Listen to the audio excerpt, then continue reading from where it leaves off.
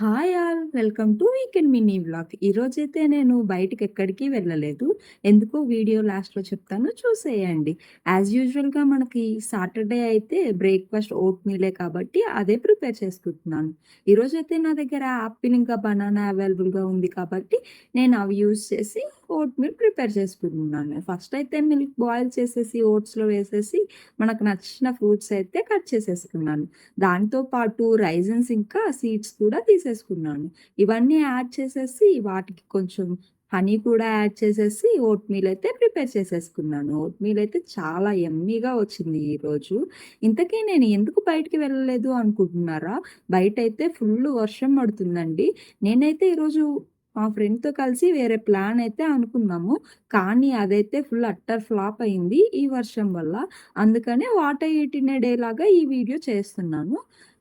Breakfast హెవీగా చేశాను కాబట్టి లంచ్ టైమ్‌కైతే నాకు ఆకలి అనిపించలేదు.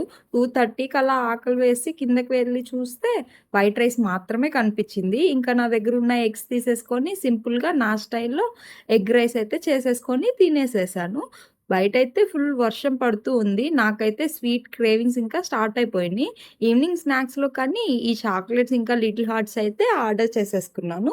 వాటితో పాటు ఒక ఐస్ క్రీమ్ కూడా తినేసానులెండి.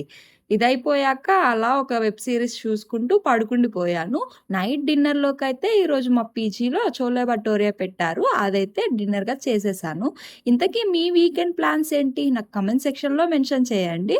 మన వీడియోస్ ఎవరైనా చూస్తూ ఇంకా సబ్స్క్రైబ్ చేసుకోకపోతే సబ్స్క్రైబ్ ప్లీజ్. బాయ్.